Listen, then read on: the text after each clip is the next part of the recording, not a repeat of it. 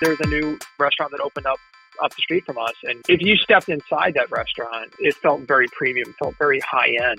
But the signage was just awful. I happen to know the owner. I just said, hey, you know what? It'd be like super cool if like the exterior and the signage matched the interior. And that's kind of a perfect analogy when you think about it, because there's so many home service contractors that perform amazing service. But if you were to judge them by the trucks, their uniforms, their website, you can't really make that leap. Welcome to the Waste No Day podcast, a podcast specifically for and about the home services industry as it relates to plumbing, heating, air conditioning, and electrical. More than a podcast, Waste No Day is a credo, a determination, a mindset. It is a never-ending discipline. It is a refuse to lose pursuit. It is a wake-up call every morning to waste no day. Now here's your hosts, Brian Burton and Nate Minnick.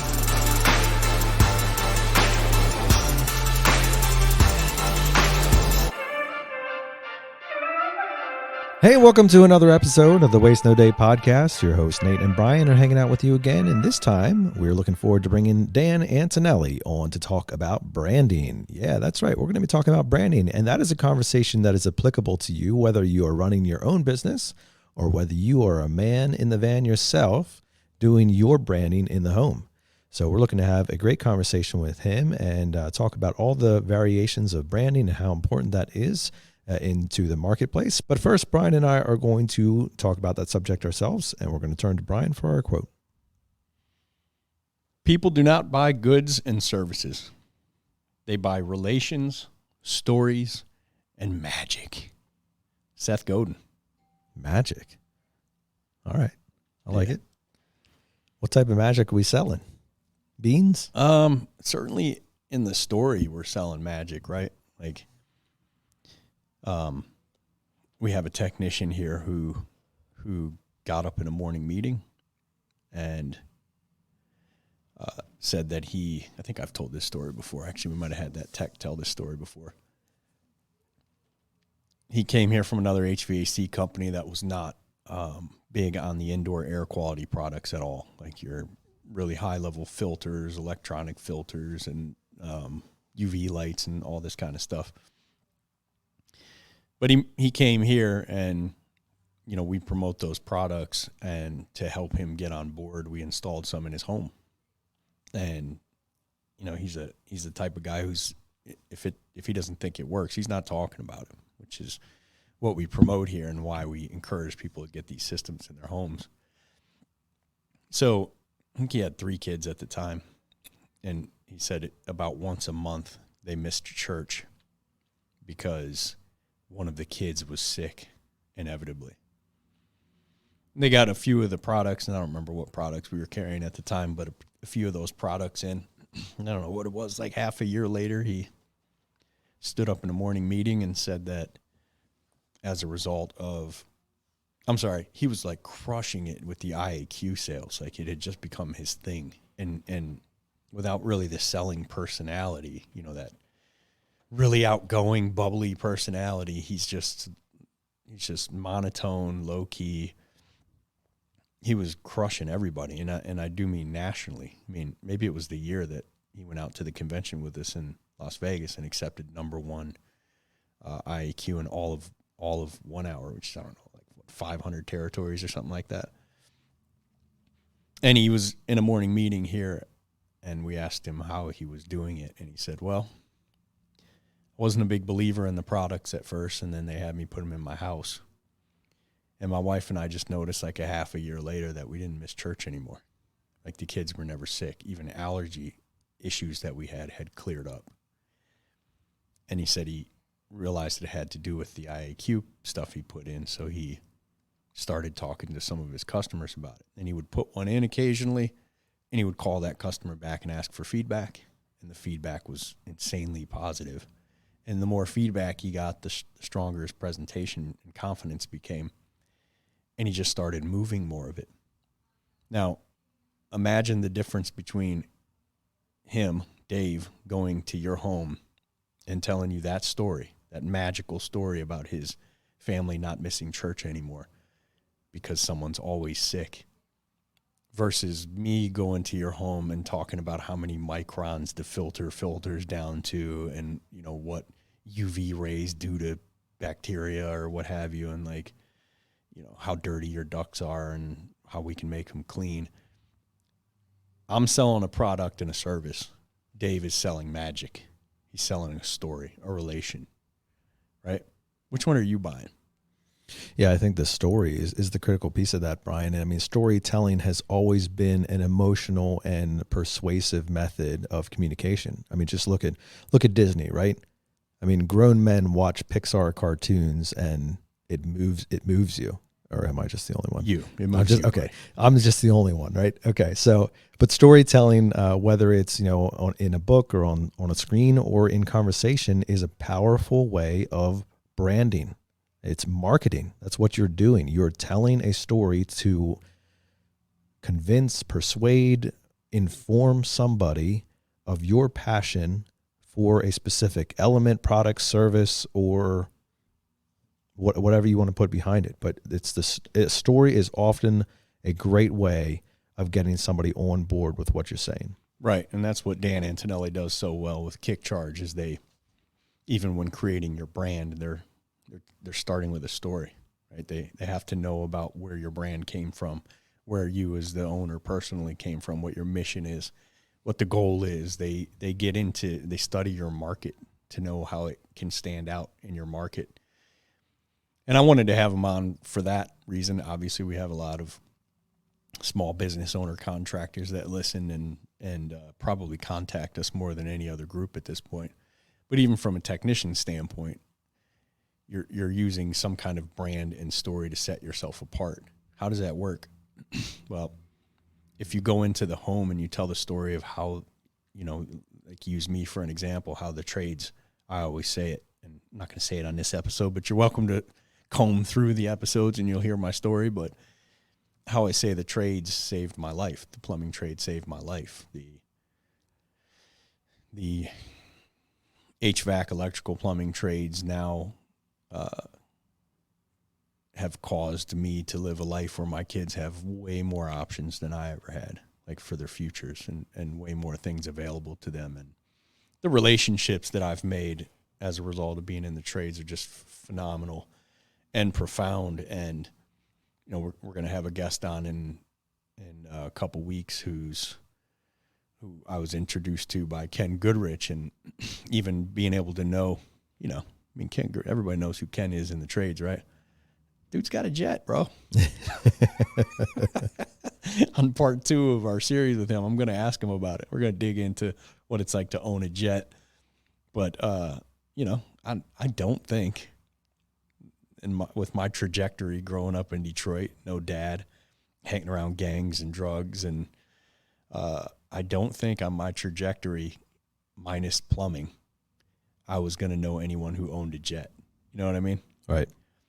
And he introduced me via group text. He put me in a group text with a guy named Mark Jennison, who is the founder of I Am a Comeback, because, you know, Mark has a similar story to mine, and we had some cool stuff to talk about, and he has this program, and we'll get into that with him. But it's just one of the many, many people I've come to know in conversations I've been blessed to have as a result of this plumbing trade. And I would go into homeowners or into homes and tell homeowners, like, here's who I am. Here's why I love the plumbing trade. Here's why I love this team that I get to be part of. And I would use stories to paint that picture, so that it's such a part of your brand, personal brand, that when you go to present price, when I went to present price and present the package that you're presenting, nobody felt like I was talking about the same, you know, clearing a toilet stoppage with an auger that some guy from Roto-Rooter who just walked right in, barely said hi, went to the toilet, put the auger in there. You know, that's apples and I'm apple pie. That's apples and I'm selling oranges. It's a completely different thing. It's a completely different thing. You're not looking at just getting your toilet unclogged. You're looking at becoming part of this brand that I paint a picture of with storytelling. You know, it's magic. It really is magic. It's a completely different thing than just rolling up with your white truck with your last name, you know, Services Inc. on the side and walking straight in, get to the job and then walking straight out. And then you're on Facebook messaging me like, how do you guys charge so much? I'm like, well, we do something completely different. We're in two different lines of work. As David Sandler would say, we're selling is a Broadway show put on by a psychologist. And right. And that's what we're in there doing. I mean, my level of communication at this point is so studied. I've spent so many decades now on it. It's nothing compared to someone who's just going in to present, you know, replacing a contactor. It's a completely different animal. So start building your brand, but talk about your brand. Your personal brand is you and everything that has brought you to the point you're at now. And, you know, learn to tell stories, like even your own story. And I don't mean learn to fictionalize your story and add fake pieces to it, but there's a way to tell a story where you're bonding that person listening to the story. You're making them feel like part of it. You're painting a picture that they get to enjoy with you. They almost feel like they're going on that ride and reliving it with you if you can learn to tell a good story. And that in branding, I mean, I listen to the Roy H. Williams Wizard of Ads podcast. It's like 7 minutes a week or whatever. It's a pretty easy listen. And then occasionally I go down the rabbit hole, which means you have to open a website and do some reading, which, you know, it gets a little old. Right. And Roy's no stranger to the pen. He can write some pretty long articles. I'm like, God, can't you just do this on the audio part? It's all this work. But it's all about branding and setting yourself apart and painting pictures and telling stories. And it makes me realize that when I have someone in the house who really makes me love them and their brand, man, will I pay more money for the same job. You just don't look at it as it's similar companies when there's a brand built. And our buddy Dan is a master at it. And not just that, but like got to meet him at Vertical Track in Arizona several weeks ago, and I hang out with him a little bit. And I was talking to my brother in Michigan who owns a jetting company about, you know, getting someone like, well, not someone like, getting Dan to help him out with his truck wrap. And the thing that just came out in the conversation that I didn't even realize until I was off the phone with him was I said, Dan is he's just a straight up good dude. Like he's someone that you benefit from knowing regardless of whether you use him for branding or whatever. As I was chatting with him in Arizona, I was like, man, this is just a good guy, like all around good guy. And I'm hoping that comes out in the conversation today because he really is just a good, humble guy. And he's just wildly successful, but you barely know it talking to him because he's such a humble, low-key guy. He makes the conversation about you. It's just an easy person to talk to. Yeah, that's right, Brian. And I'm sure our listeners will pick up on that as we walk into the interview here. But one thing I wanted to touch on that you just mentioned there, Brian, was the idea of having your own story. So again, Dan does branding for companies. He does branding for, entities and vans and more of a CEO or presidential type of decision. But I don't want you, if you're listening as a technician in the field, to lose focus on you should be concentrating on this as well, right? So you may be an employee of a company, but that doesn't mean that you can't have your own brand story. What is the Nate Minnick brand? What is the Brian Burton brand? When you walk in the home, whether you work for our company, 1 Hour Heating, Air Conditioning, Benjamin Franklin Plumbing, Mr. Sparky Electric, or whether you work for whatever other name of a company out there, you are still your own man or woman in the van doing the things that you do. And that means that when you walk into the home, not only do you represent the company that's on the side of the van parked out on the curb, but you also represent yourself, your family, and your last name. And that should be a big deal. And branding your last name, branding your your approach to customer service, your work in the home, how you do things, and how you conduct your business, that's a big deal. And that should be something that we should all be proud of. In fact, my opinion is that it should be an even higher level of accountability than whatever your current company holds you to. You know, Brian works for Benjamin Franklin Plumbing, and they have let's say they have a 10 out of 10 expectation on level of service. But the Burton story, the Burton brand is an 11 out of 10 expectation on service. You get what I'm saying? Like it's driving home who you are. What is your brand and what does your brand mean? When you walk into that home and you present yourself, it should be a higher standard than anybody else is holding you to, because it's you. It's your last name. And the good book, the Bible says that a good name, a righteous name is to be treasured above precious rubies. I think that's really sound advice. Yeah, but for the record, the Burton brand, I don't like to set the bar that high. I like a low expectation. I got you. Okay. I leap over that low expectation hurdle, and you're like, wow, he did a lot better than I expected, because I set it like a 6, and then I go to like 6.5 out of 10. Thanks, Brian. Yeah. Way to drive that point home. Right. You know what I'm saying. I'm kind of lazy. Yo, we went, not to change the subject too hard, but I'm sure Dan will get us back on. We went shooting. My son, Ethan, and I went shooting with our Sparky service manager, John Ressler, yesterday evening. Oh, nice. That sounds fun. This doesn't pertain to this episode whatsoever. All right, we're just going to break it down for a little bit. We just want to talk about it. Go ahead. Yeah, because I got here this morning, ran right into some training with some guys, did some role play, and then haven't really got to talk about it. But we were we're going hunting with him in December, and a few of the other guys here, Jamie, Brennan, Mike. So we're going to do some hunting next month. We had to like test these 6.5 Creedmoor rifles. It was a blast. But out comes this 50 caliber rifle that he has, and my little 140 pound, 150 pound 14-year-old son, has big old hearts in his eyes. Like, I got to try it.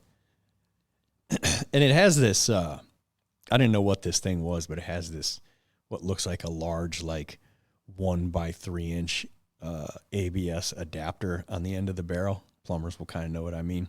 Oh, nice. But it's got like slots carved out of each side of it. It's called a muzzle brake. So we're just going full Call of Duty on this weapon? Literally. So I've seen, you've seen these things on rifles and stuff before, and I'm not a military guy, but so I've seen it, but I never really knew what it was for. I found out what it was for last night.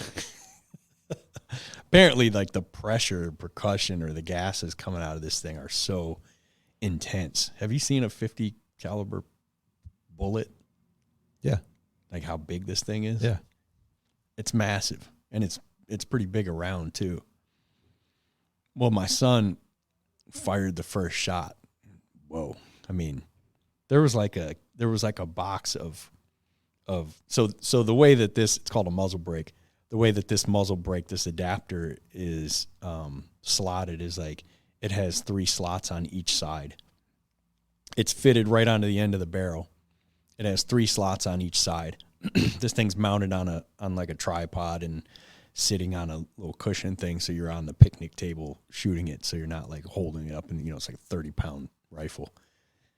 And these slots are pointed like kind of back at you, but like a triangle around you. So it's at the point, and they're coming out back your way, but outside of you. And I'm watching them get set up, and John tells him, what to do and how to fire it. And he's a pretty good shot with a rifle.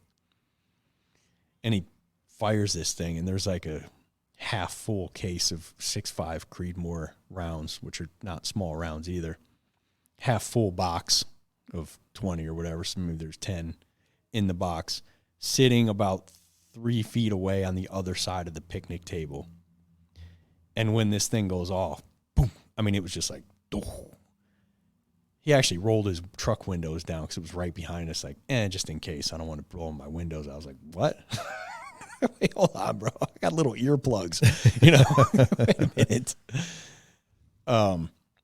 But the I keep saying percussion. I don't know if that's the right word, but it was just like, and the blast came out of the front. I got it on video, so I can actually post this on the group if anybody wants to see it in the Waste No Day Facebook group. But the blast came out of the front like you normally see on these higher caliber rifles. But then it came out of both sides of the tip of the barrel too from this muzzle brake. So what it does is it keeps like the recoil from being too severe. Like John said, without this muzzle brake on this thing, it could probably just take Ethan's whole arm right off his side. Just pop it right off. Sheesh. And you could see it because 3 feet away was this half full box of 6.5 Creedmoor shells. This thing blew off of the side of the picnic table like a Dasani water bottle cap. Yeah. It just flung up in the air and just shot over 2 feet. And, I'm like, I've tried to follow it with the camera. It was just so intense. And then, Ethan takes like a 2 Mississippi and he's like, whoa. It was just intense.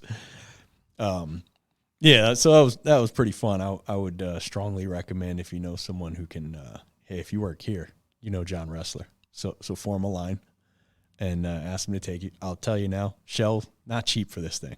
I don't know what it is. I bet, yeah. You definitely want to go get some of your own. You don't want to use up Johnny's 50 cal shells. But yeah, it was a blast. So had a good time with E yesterday. And I'll post that video for anyone who's not seen one of these things go off. I'm sure our military friends know all about this, but I myself have not been fortunate enough to see one of these things fire off. And then I fired it myself, and I'm, 215, 5'11", and pretty solid. And man, it threw my shoulder around I was like, okay, this thing can pretty much do whatever it wants to me, with the muzzle brake on. Right. So yeah, sorry to go off on a tangent there. I just haven't had time to tell the story yet. But that was a lot of fun last night. Well, stories is what we're going to be talking about with Dan Antonelli, and we are going to put him in your passenger seat right now.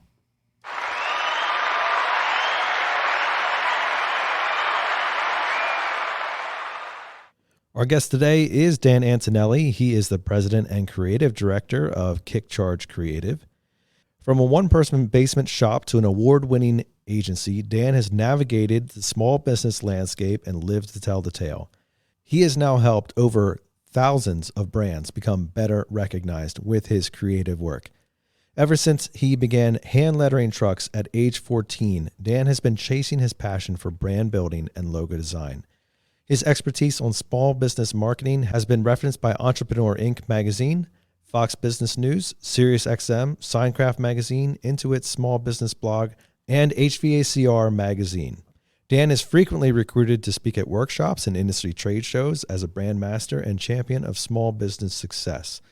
He has written a book recently called Branded, Not Blanded, a great one to pick up and a nice, easy read. Dan relishes helping small business owners and entrepreneurs crush their competition.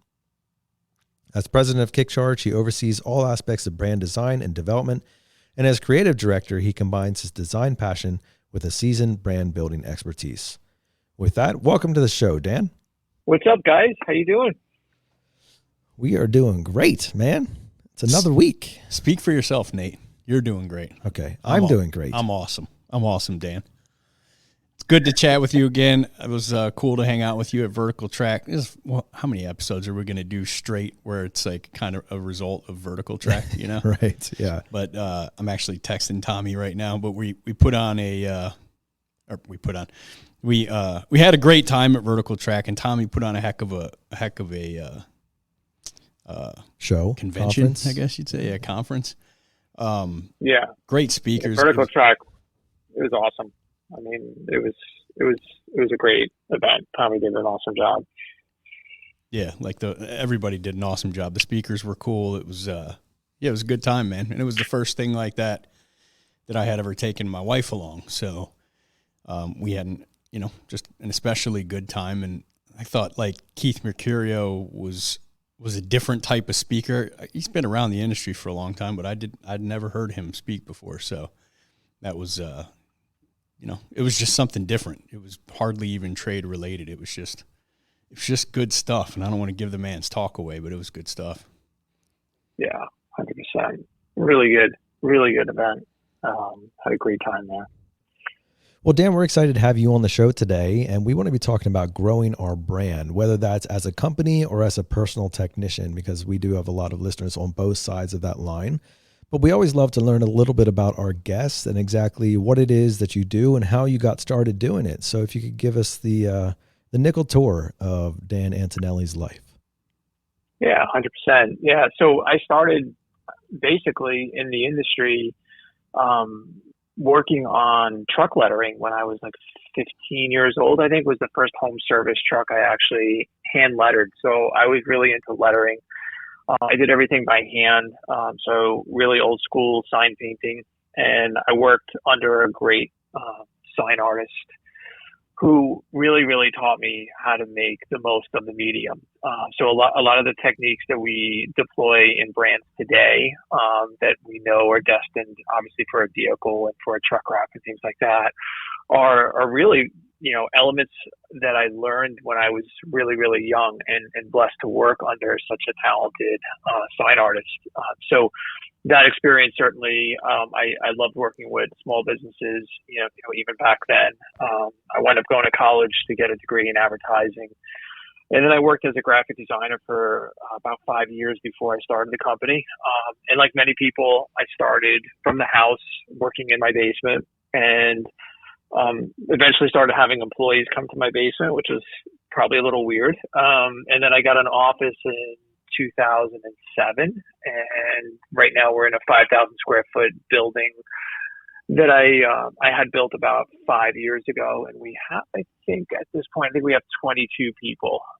So this year we'll probably brand about 250 home service companies this year. I think we probably have around 2,500 or so under our belt after the last 25 years or so. So it's kind of crazy, and it's just. I read that in your book, and sorry to interrupt, but I don't want to get too far off that point. I read that in your book, and I was like, surely that was a typo. 2,000 companies. Yeah. I mean, even at the pace we're going now, which is obviously a lot more accelerated than it was when we first started, but we literally actually added them all up, and it's just really kind of crazy.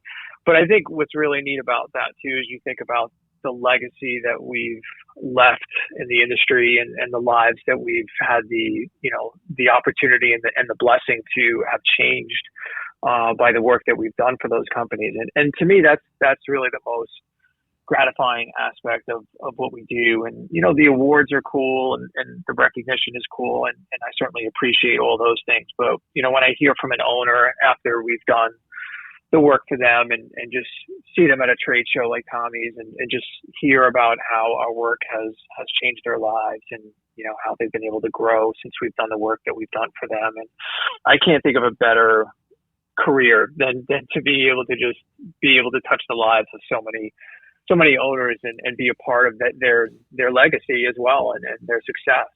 So, whatever, I got 28, 29 years into doing this, and it's still fun. It's still exciting. I still feel like there's so much more work and better work for us that we strive to be doing. So, like, we just kind of look at nothing we're doing today is really good enough for tomorrow. And that's, I think, the guiding principle that I think has kept us on a really, really great path. We love it when we do something and people are like, "Oh my God, that's my favorite," or "That's the best thing you guys have ever done." And that's cool for the moment, but that tomorrow, like you've got to do something better than that. And that's a hard benchmark to keep living up to. But I think that's what's really propelled us to, where we are today. And I just love that challenge. So I'm, as a plumber, by trade, I'll watch, I don't know, Lethal Weapon 4, and they'll be walking through the kitchen, and I'll see everything in the kitchen that's wrong with the plumbing or that could be upgraded, or how I'd go about selling some new faucets and stuff. And then, if I'm over a friend's house or something, I'm like, it's probably time to upgrade that pull-out kitchen. You know what I mean? So do you, when you're just driving down the freeway and you see some poorly branded trucks, does it just pop into your mind like, oh man, if they would just let me work with that? Yeah, 100%. Like, I almost think it's a little bit of a curse because no matter where I'm at, I feel almost like I'm so judgmental of everyone's brands. And, certainly my wife has gotten used to it. And even my wife has become kind of a brand snob over the years. And she'll look at something and she'll be like, oh my God, like, look at how awful that is. Like, you can't even read that. And like, she'll start picking things apart.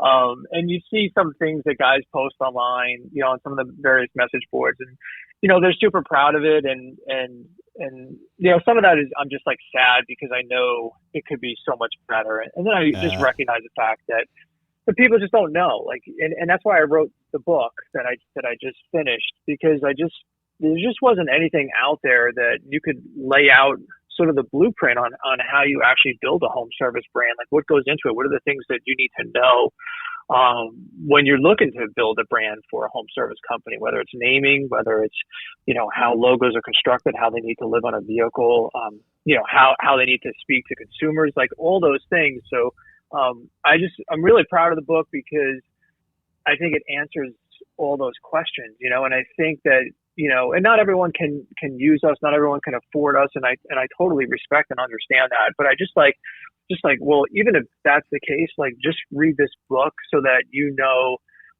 as a home service owner, what are the things that I need to know about building a brand for my company, so that I can do it right the first time and not need to redo it later on, and it's so expensive to have to redo brands later on. I mean, probably 80% of the brands that we do are rebrands, and probably 20% are new startups and companies that are looking to do it right from day one, which is always advantageous because there's no baggage. There's nothing that I have to try to work around or figure out. Even naming, like, we will probably name over 100 home service companies this year, I think. Wow. And naming for us too is just really an awesome opportunity because now I can help craft that brand story based on this name, and I can create these visuals, and I can make and create names that address so many of the challenges that most home service companies have with their name, whether it's an initial based name or whether it's a last name based brand or a name you can't spell. Like, there's a whole host of challenges. As a matter of fact, naming, I think, is the biggest chapter in the whole book. Is so much, I wrote so much about naming because I wanted people to really understand the obstacles, and a lot of these things people can overcome. It's just you have to spend a lot more time and a lot more money on overcoming poor branding. So the idea is, build a great brand to start with, and then it'll be so much more effective, and you'll need to spend so much less money on your marketing. Your recruitment is easier. Your average tickets are higher. Like, there's just a whole host of benefits from it that, I think the book really does a great job of speaking to. Okay, so true or false, when Dan Antonelli goes out to eat at the local restaurant, have you ever told the owner or the waiter that they need to change the name of a particular entree on the menu? Probably not the entree, but the name of the restaurant. There's been, certain instances where, like, there's a new restaurant that opened up the street from us, and if you stepped inside that restaurant, it felt very premium, felt very high end, but the signage was just awful. I happen to know the owner through a couple of friends, and I just said, hey, you know what? It'd be like super cool if like the exterior and the signage matched the interior. And that's kind of a perfect analogy when you think about it, because there's so many home service contractors that have or perform amazing service, but if you were to judge them by the trucks, their uniforms, their website, any of those things, you can't really make that leap. You can't really make that assumption. So when you think about brands, it's really all about controlling those impressions that homeowner has about your business, and making that match up to the reality of what you actually provide. So that's why I think sometimes my work, I think, is easy because I can get you to look as good as you really are, right? So when you ring that doorbell, like, I know you kill it when you're inside. All of a sudden, Nate is going to be better looking than me. I was going to say, can we do some branding with Brian? Because, I mean, we got some work to do, some advertising. I may look a lot better, but Nate's a far better human being than I am. That's for sure. Oh, this is good, Dan. So do you now, like, is it not that you like mail it in by any means or anything, but do you find it pretty easy? Like as soon as you see the truck and get to know the, you know, the owner and the story, does it come pretty fast to you at this point? As far as like what we should be doing or the creative direction, do you mean? Yeah.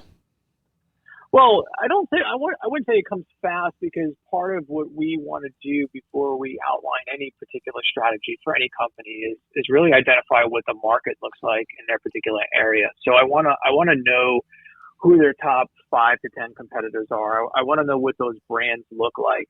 And then I want to have a strategy based on what I see as opportunity in that particular market. So the opportunities might consist of, you know, just the overall direction or creative direction you might take. Certainly it's going to talk or revolve around colors and opportunities in colors. I mean, colors is such a huge issue in branding. So if I see, you know, I mean, listen, you guys know that, you know, there's a ton of red, white, and blue brands in home service, especially in HVAC. And, you know, those are colors that we typically want to avoid because I can't own them in any given market. So we tend to look at those, that research, and then based on that research, I'll have a direction that I feel most confident in. And some things are easier where, you know, as soon as you hear the name, you know almost right away what the direction should look like, you know, or have an idea of what that might entail in terms of visuals, especially if it's a name that conjures up a specific visual. But, you know, it still takes time. Like, you know, I think the research is the most critical aspect of what we do, because I certainly want to make sure that the idea of disruption and visually disrupting a market is really based on what we see as far as opportunities in that given market. So let's start there, Dan, because as I mentioned at the top there, we do have a fair amount of technicians that listen to this show, and they're not owners, you know, they're in their own truck, but isn't there still an opportunity to brand themselves in the home? Yeah, I mean, 100% too. For those folks, especially selling technicians, the idea of how they present themselves and how they project an image to that homeowner will play a role into whether or not the homeowner sees value in signing up with them, you know. So you could go in there, and obviously just the way you dress, you know, how professional your presentation is, all those aspects certainly are going to play a role in the idea of making sure that there's a comfort level that homeowner has with you personally. So the idea of making personal connections during the sales call. I mean, Brent Buckley to me is a genius when it comes to some of those. I know you guys had him on last week, and, you know, Brent, you know, is just so good at creating that empathy. And we branded Fetch-A-Tech for Brent and Tom Howard and those guys. And to me, the visuals, again, marry up with the perception of what they provide. But, you know, Brent goes in there to any home, and he's just such an amazing, you know, he's just so good at sales. He's so good at creating that connection. He's so good at offering options that don't feel like they're very salesy in nature, just like what is best for you as a homeowner.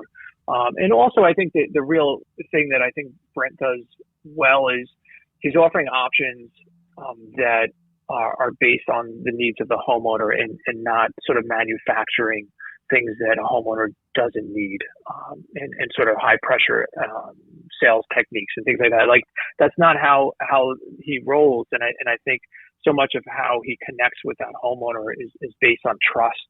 So anything that a technician can do to sort of develop that empathy, develop that trust. And you have to remember that homeowner is already scared about who's coming to their home. Like, especially if you're dealing with women who are primarily making up most of the decisions. So branding is really meant to address them first. Like, how do we develop a brand that speaks to them, that makes them feel comfortable with the person who is showing up? And certainly the manner in which the tech is going to speak to the homeowner. I mean, those are just obvious things, but are going to play a role as to whether or not that homeowner sees value in what you're proposing. And I think that's the difference you see too, is when guys hit ceilings about average tickets and trying to increase their average tickets, it's often related back to the perceptions that they give across. And those perceptions start from the very first interaction that homeowner has with that company's brand. So maybe they saw their website, maybe they saw the truck, you know, or a Facebook post or something like that, and they've already formulated a very specific idea of who this company is. So the more you can manage those expectations prior to arriving, the easier it will be for that technician to make a sale. So Dan, have you ever been in the home services industry yourself? Have you ever served as a plumber, tech, or electrician? I have not.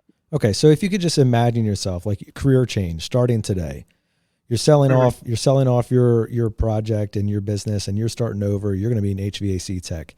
What would be the things a plumber? Come on, bro. Okay, plumber.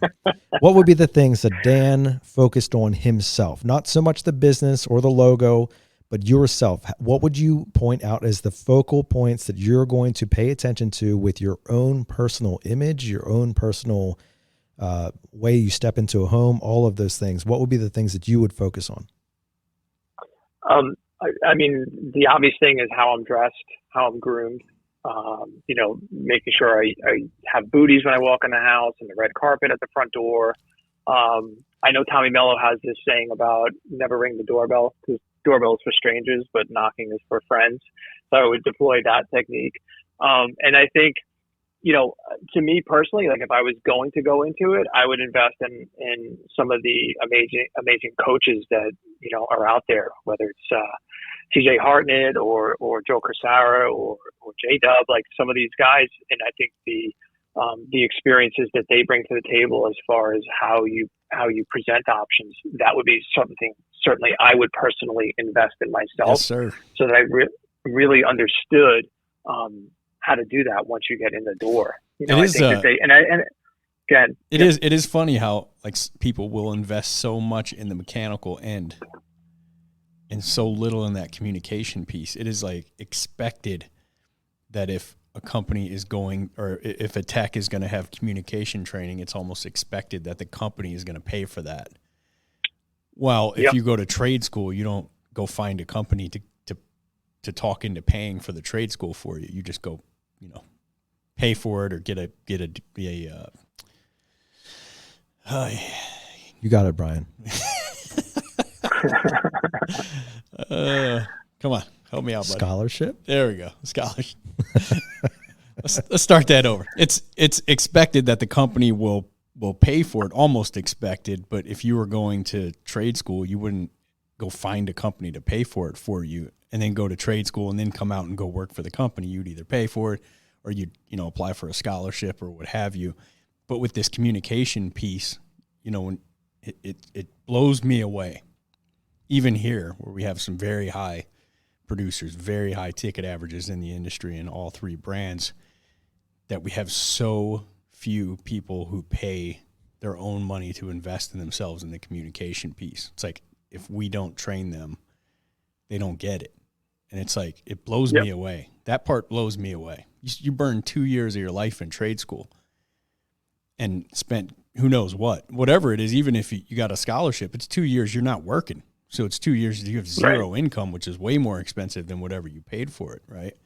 But you're putting zero of your money, very little of your time into the communication side, which is going to make you way more money than anything you could learn to do with your tools.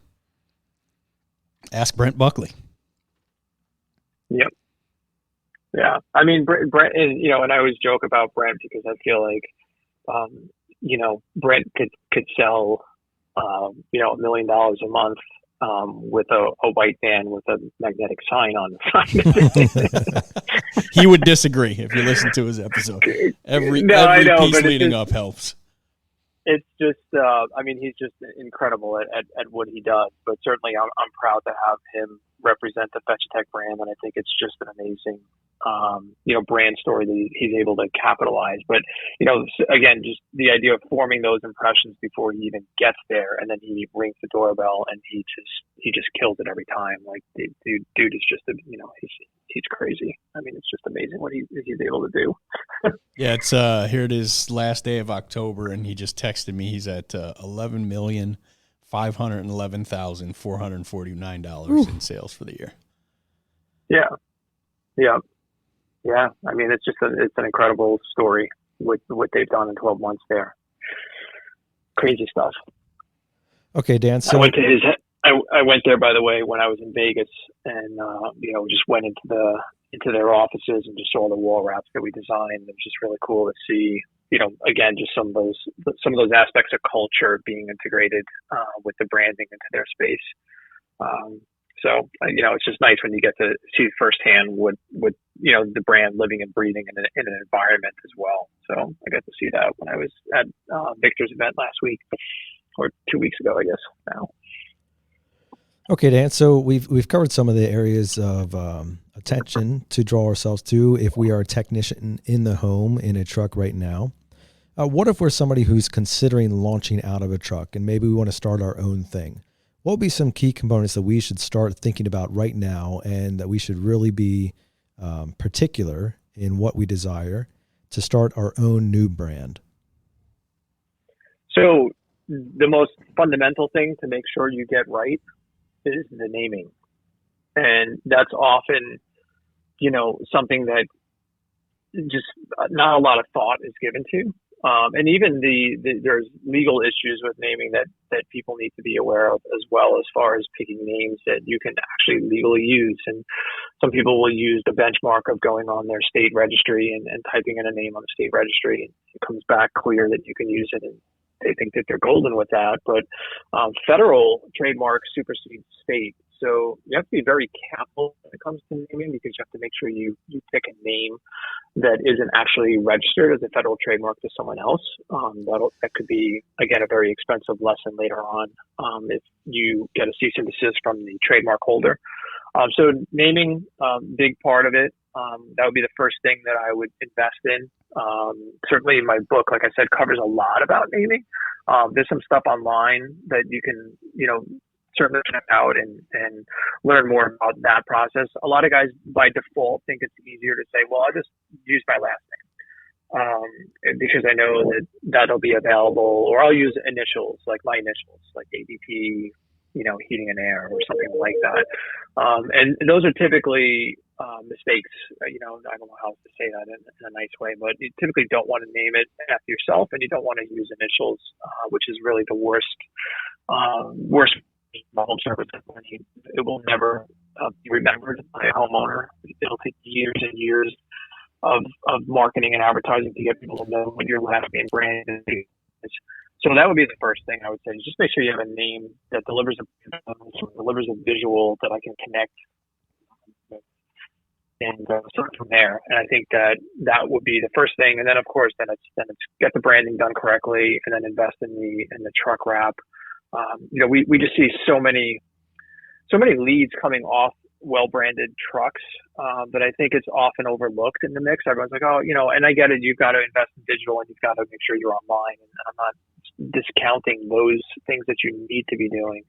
But a well-branded truck, we've seen how it relates to organic traffic on so many sites that it's just crazy how much impact it has on your digital marketing.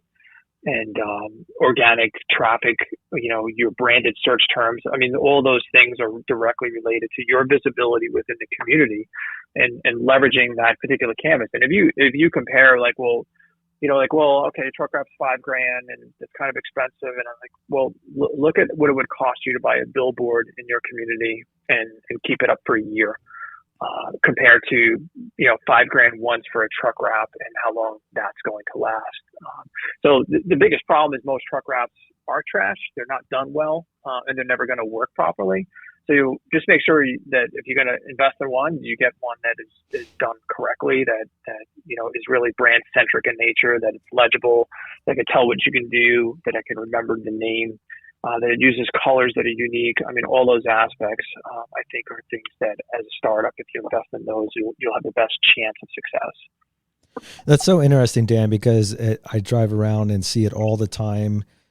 Contractors who have 3 initials as their business name, NJM, excavating, BWB, plumbing, whatever. And it's so interesting that you have that perspective on things, that it's very difficult to remember that, because while it's obviously very personal to you, it isn't necessarily to somebody else.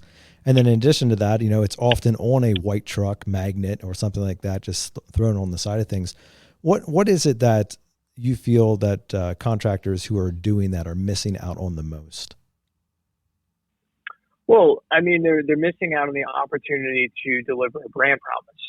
And by brand promise, again, that's more about the perception that the homeowner has about your business before you're even asked to arrive at the doorstep. So,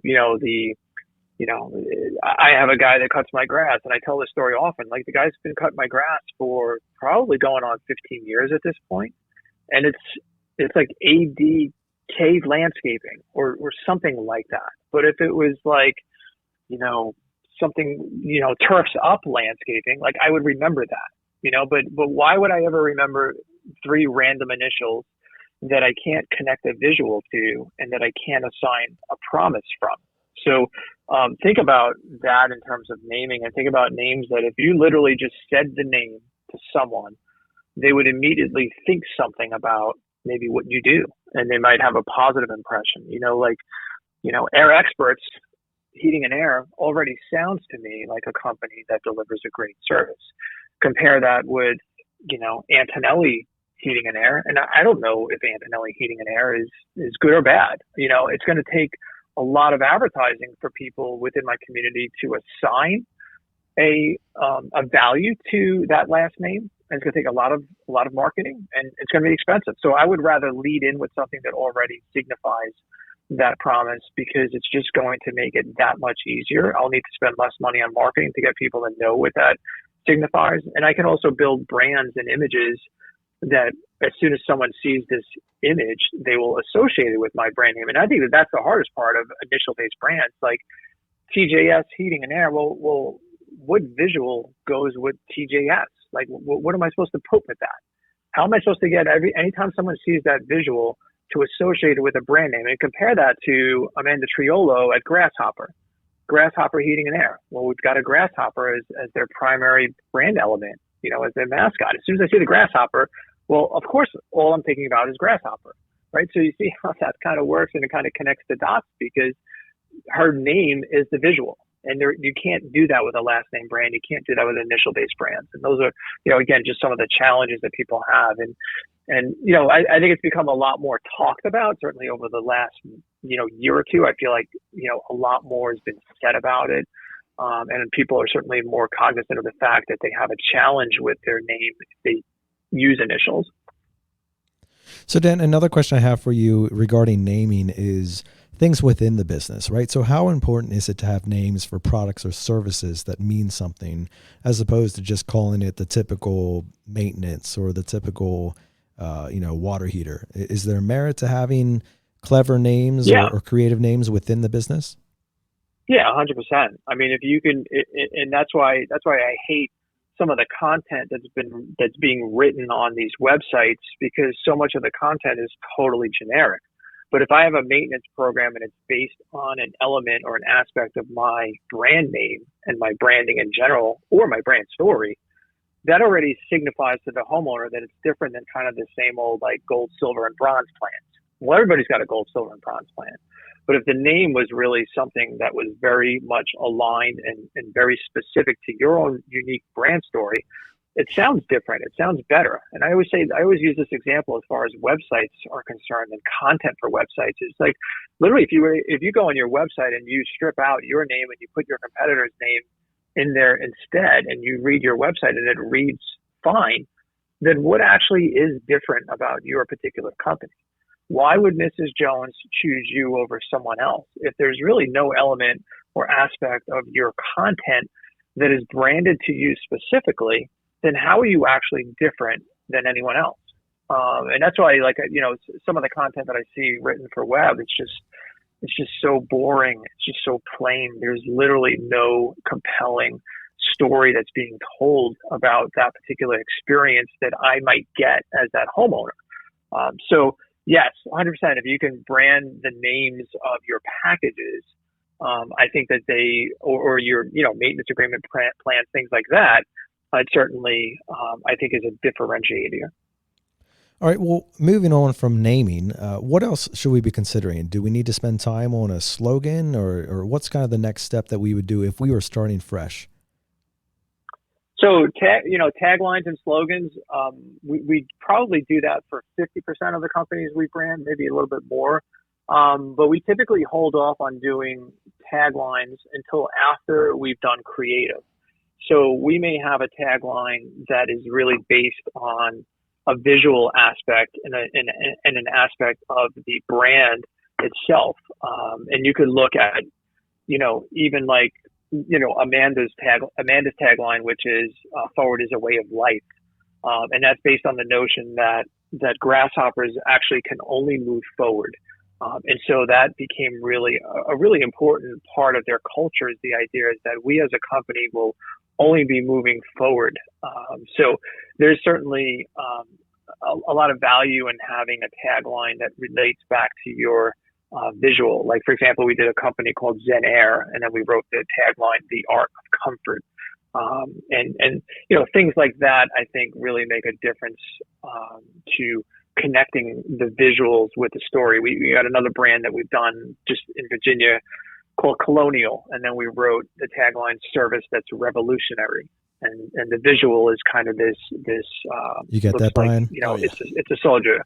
I got it.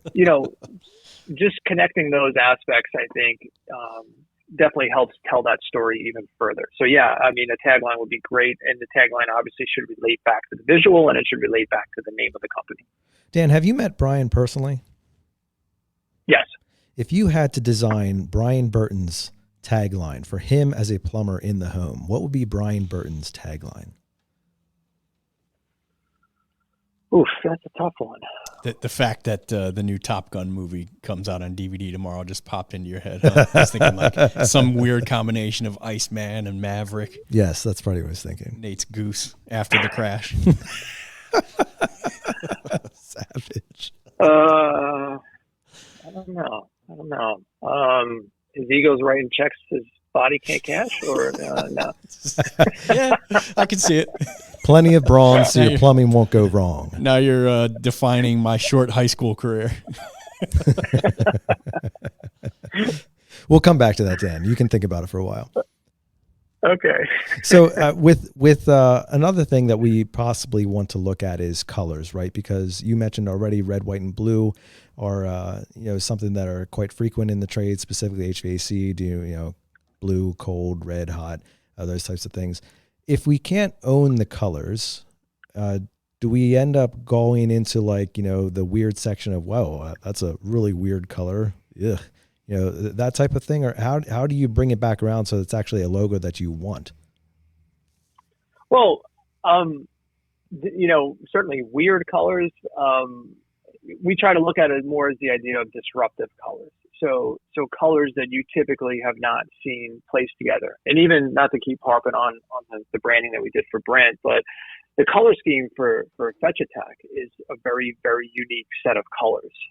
It's very intentional and very deliberate when we had picked those colors. But when we're looking at colors, when it's possible and when it's appropriate, we're trying to pick colors that you typically do not see deployed together.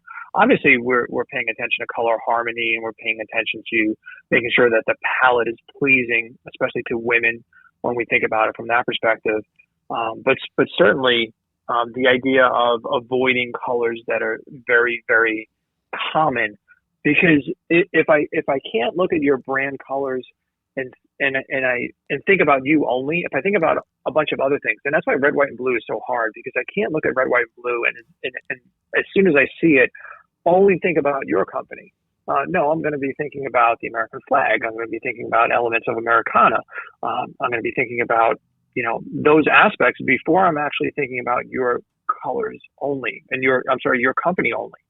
So those are the things that you want to try to think about when choosing colors, is just pick colors that typically you haven't seen deployed together, and try to own those colors. Like the primary brand colors for Amanda are blue and apple green.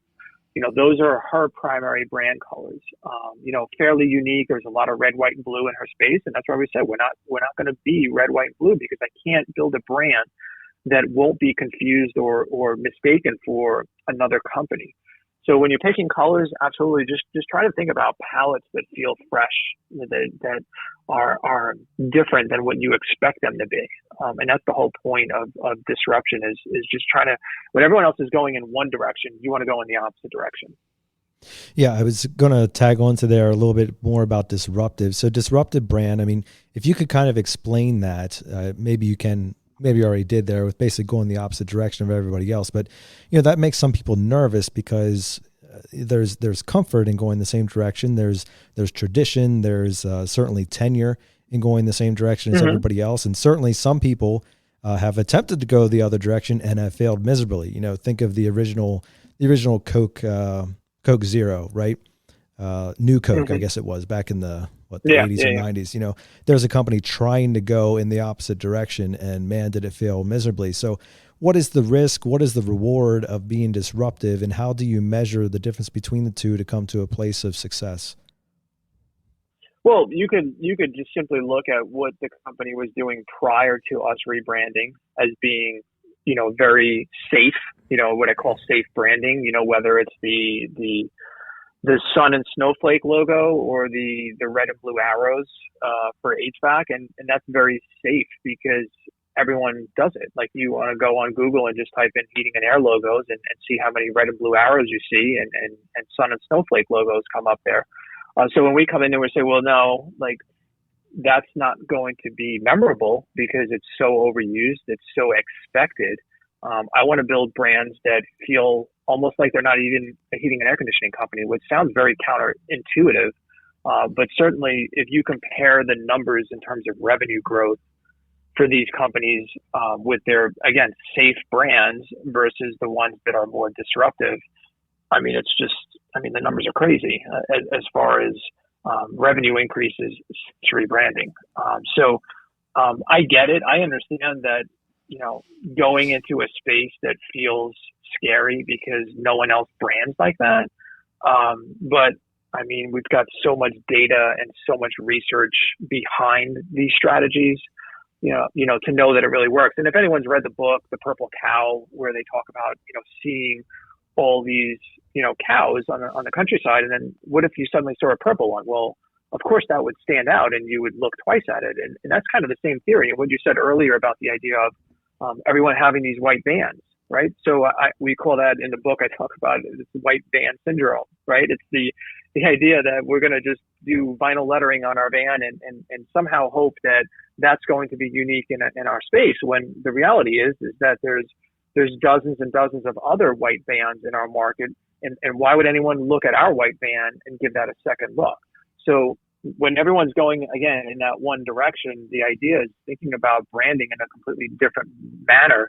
And that tends to really be a lot stickier in people's minds. So that's why we see the organic traffic and the branded keyword search traffic really go through the roof when you go in that direction, because when you're sitting behind it or you see it drive by, you want to look at it and almost learn more about what you just saw, because it's just not another white van in the community that you see hundreds of them. You see 100 white vans. Why would you ever look at them again? Like, you're not going to look at them again. So that's really the idea behind disruption. And like I said, our website's got like so many before and afters, and you could see the safe before, and then you could see the after, and then you could see the benchmarks that we use to measure success as far as revenue increases and how much the company has grown since they kind of embraced that idea. So Dan, when we are looking at a design, when you're looking at creative, when you're looking at all that, how do you know whether you've been successful or not? Do you mean, like, how do we arrive at the ideas that we present to a client? Well, more post-launch, right? So I'm sure you can look at it and say, man, this is beautiful. All the colors match. Mm-hmm. It's matchy-matchy. It's lovely. The graphics are great. Yeah. But in the end, how do you know whether it's been a success in the field or not? Yeah, so we look at a number of benchmarks on that. Certainly revenue increases is one, and you could look at the trajectory of the company prior to the rebrand, and then see how the rebrand became this catalyst for a much more accelerated growth. We also look at the ad spend, right? So how much does the company need to spend after the rebrand in order to keep that trajectory going? And that's the other aspect where, our clients, a lot of our clients are less than 5% of revenue on ad spend. And it's because they don't need to spend as much as a poorly branded company. So you have those aspects. I mean, revenue is easy. Average ticket is easy to look at. The increase in average tickets prior to and post rebrand, those are easy benchmarks that we look at. But certainly you also look at the effect on culture, and that's a more intangible aspect to sort of gauge as far as, well, what does that actually mean, and how do you measure that result? But certainly you could ask any owner after they've gone through the process, that's been probably the biggest surprise that they've had, is how the brand has affected culture in a positive way. And that's the part too, where guys, a lot of owners have trouble with recruitment and saying, well, no one wants to work for us. And you look at what their outward appearance is, and sometimes there's clues as to why that may be happening right then and there, because it doesn't look like a place that is attracting top talent. It doesn't look like a place that people even want to work or be proud to drive the truck. And Amanda's story, I think, as far as how she's grown that company and what she's been able to do in such short time. I mean, she's gone from like 60,000 in residential sales to, I think she's projecting 15 million or so. I think it's 16 months later, which is just absurd, in terms of the growth. But she doesn't have a recruitment problem. Like, she's got people that are constantly contacting them saying, I want to work for your company. Well, why is that? What makes her environment and what she's created so special? And it's obviously amazing leadership. It's amazing culture. And it's just a general sense of people wanting to belong to something that's bigger than themselves, and seeing that vision that Amanda has laid out in front of people. Your original question, certainly there's a lot of benchmarks. Revenue is an easy one, but there's other aspects of it too that we really look at, and going to these events, like going to Tommy Mel's event and Victor's event, like, you just see firsthand from all these owners, like, what it's really done in terms of energizing these companies and helping them really become this catalyst for this great change and positive change for their company. Speaking of company, Dan, what if we already have an existing company? I mean, you talked a little bit about the idea of rebranding there. Rebranding is certainly something that perhaps is even more critical than starting from scratch, because you already have to transition an existing audience into whatever the new territory, new creative, and new ideas that you're going into. What are some things that you consider when somebody approaches you with rebranding as something they should really be focusing on? So it's a great question, because you want to look at what they currently have and identify whether there's elements of what they currently have that we want to leverage in a rebrand. Maybe there's an aspect of their logo that we can take and we can build from, and we can maybe fix or modernize or sort of spin off of. Naming becomes something also where you have to take a hard look at that. And I'm not one to just suddenly throw away decades of brand equity if there's no reason to do that. So you want to assess whether or not there's any aspect of where you came from that is important to bring into this rebrand. So we look at all aspects. Certainly even color is something you decide whether or not it's something that we can leverage and that we should bring into a new brand. So if you've been running around with red trucks for 20 years, well, there's equity there. I'm not just going to throw that out the window for the sake of trying to do something a little bit different, because it might not make sense to do something different. So you want to really take a hard look and try to assess that. I will say that most owners think that they have more brand equity in their community than they actually really do. But it's still something that you have to really take a hard look at and pay careful consideration to before you just decide, hey, I'm throwing everything out the window. None of this is any value to us, and we're starting completely from scratch. It's really not how we would do it. We would really want to assess if there's aspects that we can leverage in building something even better. Sometimes you can. And like even when we rebranded Victor's company, Absolute Air, like he had an eagle and he really wanted to leverage that eagle. And so that became an aspect that we worked into his new brand. And we connected sort of the dots between the old and the new by using that wasn't the same eagle, but we used a eagle. It was more interpretive what we did versus what he had previously, but it was still an aspect that we were able to leverage. So certainly look at where you came from, examine whether there's aspects of the prior branding that you can bring into a new brand, and then work from there. So let me ask, since our audience is primarily, I feel like that's changing every day, but primarily service techs, primarily in another person's truck, how do I, as a service tech, I'm in someone else's truck wearing someone else's logo, someone else's uniform, don't have really any control over how they brand. How does Dan talk to me about branding myself so that I stand out and so that I'm remembered if I have no control over all the other stuff? It's really hard. I mean, you're given the tools, or lack of tools to do your job. And I think that's the part where, if you're able to have a conversation with the owner and talk about some of these challenges, talk about how the company is being perceived and how that's an obstacle for you as a selling tech to try to do your job. Those are things that, again, maybe the owner will listen, maybe the owner won't listen. But I would almost start there first and just say, hey, look at this guy we're competing against. Look at their branding. Look at their trucks. Look at their website. And now we're going in there with this, right? So you can almost try to leverage maybe another competitor in terms of how well they're doing with their marketing and their branding, and say, hey, can we work on this? Can we improve this? Can we invest in this? Because it's not even really, I mean, it's an expense, but it's really an investment. But short of that, I mean, it's really hard. Honestly, it's really hard to try to really increase your average tickets when you're projecting, when your sales materials are awful, or the website is awful, or your uniform doesn't look good, or your truck doesn't look good. You're fighting an uphill battle at that point. So what can you do to fix that if you don't have control of it? I don't know. Switch companies. We read between the lines. Just work on your own appearance as best you can. Work on creating that empathy with the homeowner. Work on your presentation skills. All of those things, you can certainly do. But if the homeowner doesn't see value, if they don't see a reason why they should pay at your price point versus someone else that is better branded, I mean, that's just a tough obstacle to overcome.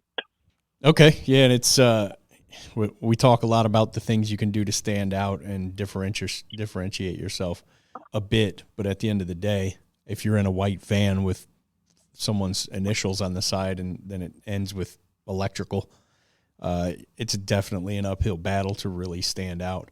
I'm struck by how many, I guess, I don't even know if you would know, but how many brands you have worked with in the Phoenix, Arizona area.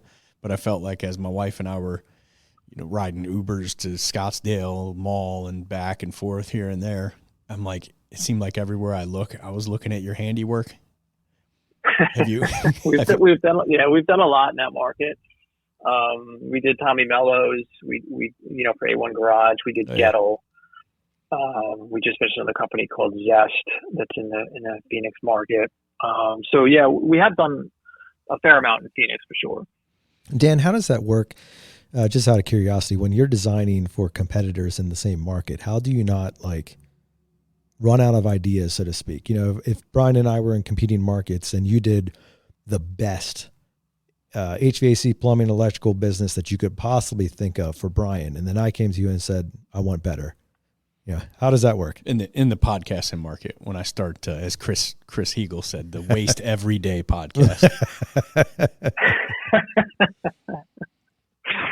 I mean, listen, we have, Vegas is another market where we probably have, I don't know, maybe 10 brands in that particular market, but we're always just trying to be very cognizant of what's been done in that market, regardless of if we've done it or not done it. And just trying to think about how we do it different. I certainly don't want to put competing themes. I don't want to put competing brand storylines in the same market. And I want to be very careful about that, because I don't want to marginalize anyone's results as because of that. So we just, again, follow the same process, honestly, that we do for anyone, is look at the competitors, look at what's already been done in that market, look at the color schemes that are in that market, and make sure that the creative that we're advocating is something that is going to still be unique and not be confused, obviously, with another brand that's already in that particular space. It still seems like that'd be difficult, though. I mean, from a creative perspective, go ahead. Yeah, I was just saying you could look at Gettle, right, which is a very, very unique brand strategy based more on a kind of a Norman Rockwell style illustration, and you could compare that with Zest Plumbing, which is a more whimsical mascot based approach, and you could put those two vans together, and there's absolutely nothing in common between the two. So it's just being very cognizant again of strategies and approaches and genres too. I mean, there's so many different genres that you can go in when it comes to branding, whether it's nostalgic, whether it's retro, clean and modern. I mean, you have to really look at all those aspects. But to say that like one is going to be better than the other, again, that's a hard benchmark to sort of say better in what regard.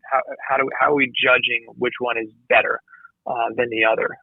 Because you could look at a clean and modern brand and it's going to have a much different vibe than a nostalgic retro brand, but it doesn't necessarily mean that one approach is actually better than the other. They're just different. Yeah, and at the end of the day, you want to say, well, growth is the benchmark, or revenue is the benchmark, or the rate at which you add employees and trucks. But even that doesn't.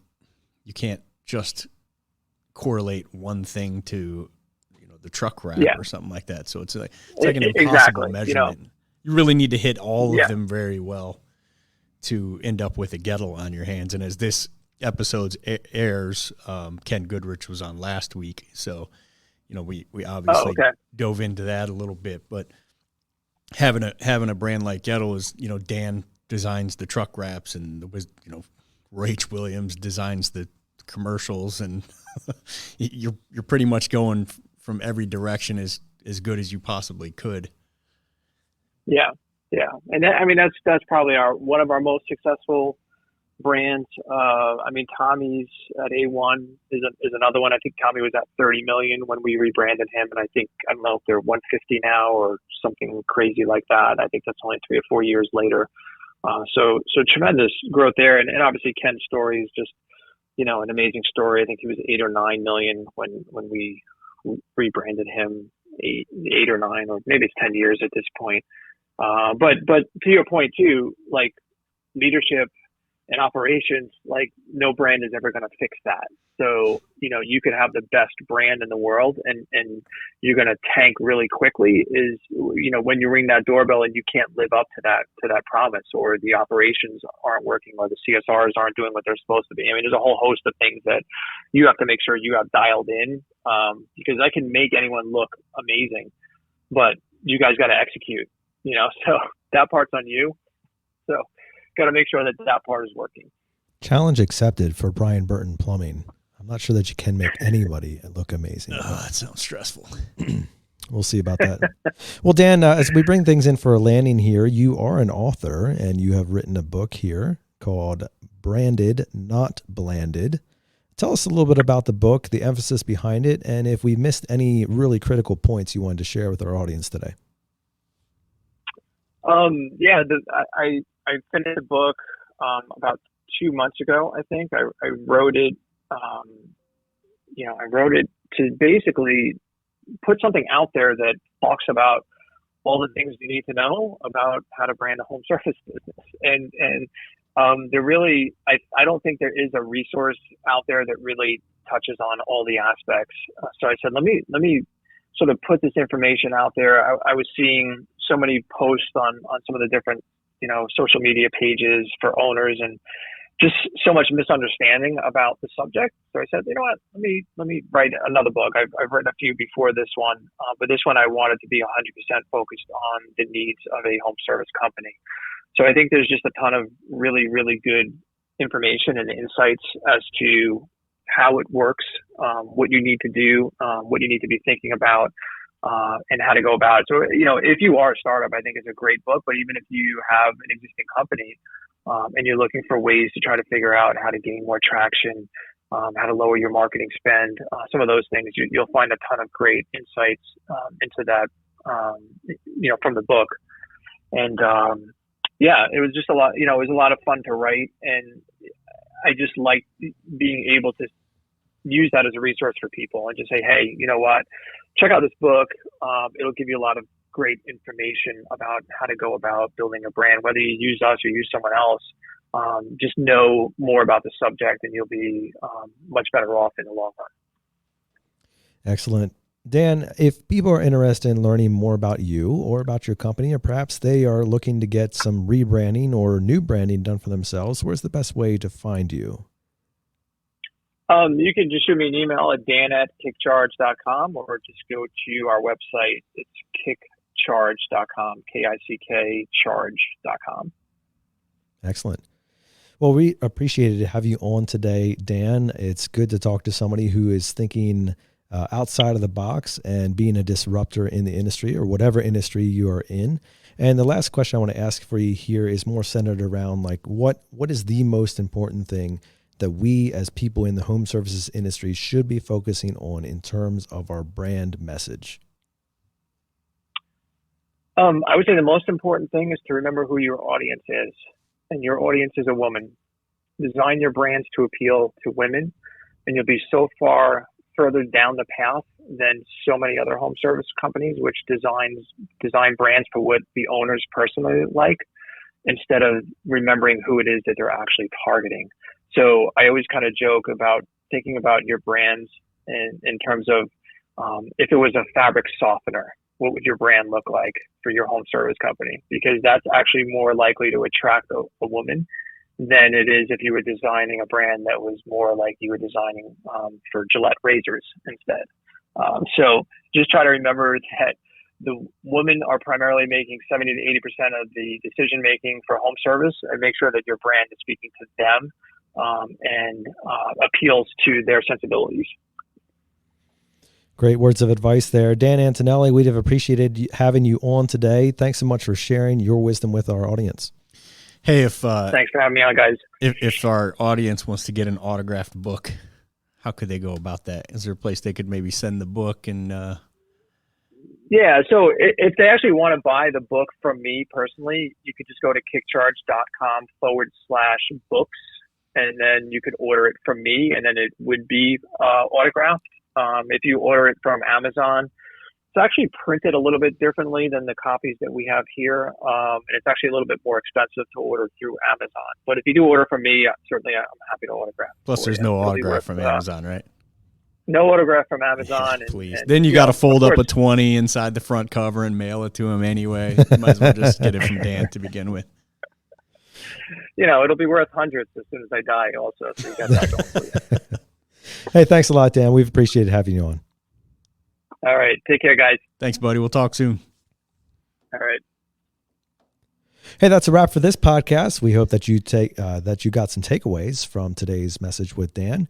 Whether you are in your own truck and you're serving as your personal brand in the home, whether you're in the market to start a brand, or whether you already have one and you are looking to rebrand, Dan is the man when it comes to messaging, putting colors together, and figuring out what exactly it is that your brand is about. And whether you're a technician in the home or a business, I think there's plenty of information to take away there on both sides of that line regarding how we present ourselves and what exactly we are trying to communicate non-verbally. We hope that this podcast is communicating plenty to you verbally and non-verbally, and we hope that you're finding it beneficial. Please feel free to drop us a line in the comments, hit us up with a 5-star review, or share this podcast with other people that you know who would enjoy it. We'd love to get some more listeners and in front of some more people. We want to leave you now with our challenge, which is the same every week, to choose to wake up every single morning and waste no day.